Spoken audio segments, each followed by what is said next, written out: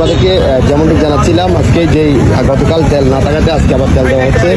তারই প্রেক্ষিতে দেখতে পাচ্ছেন এখানে প্রায় আধা কিলোমিটার এবং বাস স্ট্যান্ড থেকে 2 নম্বর পর্যন্ত কিন্তু তেলের জন্য মানুষ লাইনে সাড়ে লাইনে দাঁড়িয়েছে।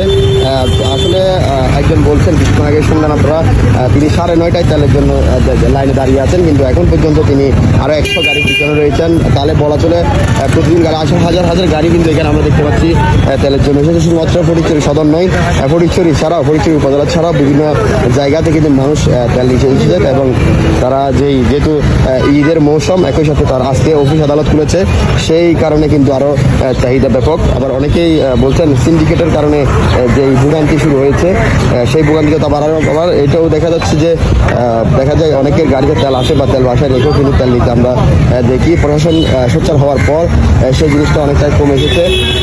এখানে আসলে যেমনটা বলা চলে আজকে সকাল থেকেই কিন্তু তারা